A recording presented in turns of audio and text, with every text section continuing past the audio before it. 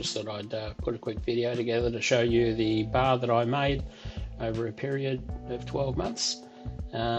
This is Australian Cypress. As you can see, the condition of it was pretty poor when I got it. There was a lot of rot, a lot of worm that I had to get out, and once I had it to a point where I was happy with it, I put it through a treatment process, but it took me a while to get there, and what I found was some really nice piece of wood. So once I got it to this point, I had to treat it. I left it treated for a couple of months, but that was a good prompt for me to start putting the table frame together. So I designed that, and went and got all of the steel for it. So that was an exciting time, putting something together with the welder. I hadn't welded for years, so yeah, a lot of fun was had. A few dodgy welds on it, but you get that on these big jobs, and I didn't mind too much.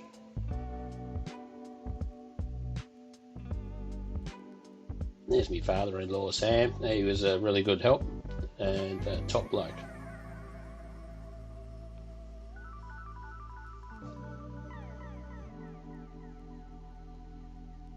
And so that's what the frame looked like once it was put together. And then I centered it off to have it powder coated, a nice matte black. From there I started to use some deep pour epoxy resin to seal the wood.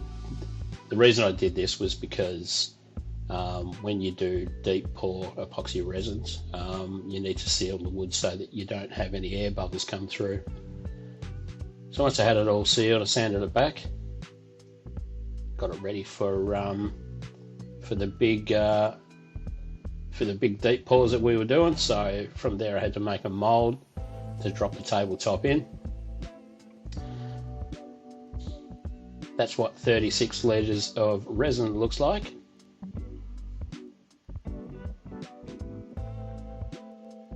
Once we popped it out of the mold, that's what we had. From there I started to cut out the notches on the underside so it would go on the frame. That's the jig I made up so that I knew that I would be level. And this was quite a process. It took me a long time. Did a lot of hammering, a lot of chiseling. Used a multi-tool as well, which was really handy to have. So that was just a test fit to see how it looked on the frame. Once I knew I had it all lined up right, I continued to notch it out until I had them notches recessed fairly deep down into the timber.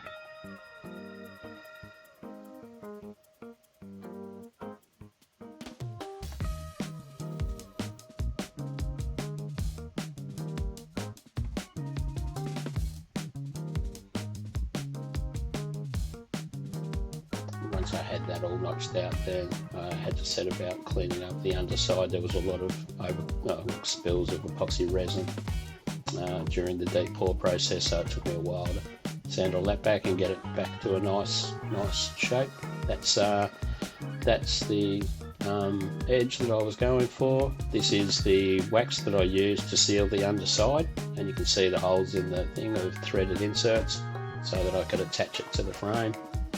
Then I started to take it all back again so that I could get ready for the tabletop epoxy pour.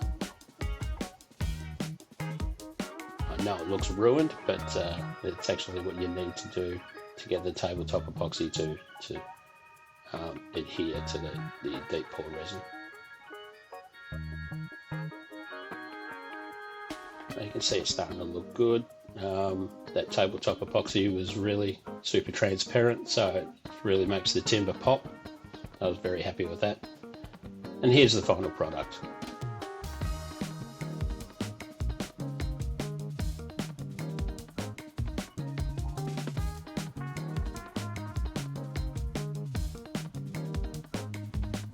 Got a lot of inspiration from Blacktail Studios on YouTube, who make a lot of live edge tables for this one, so a big shout out to them.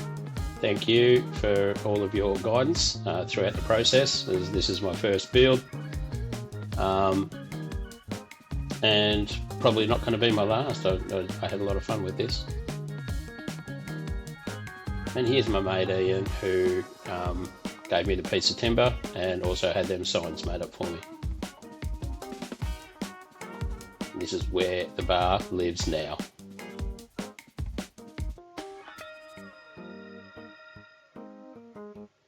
Well, thanks for watching, everybody. Hope you enjoyed. Take it easy. Bye.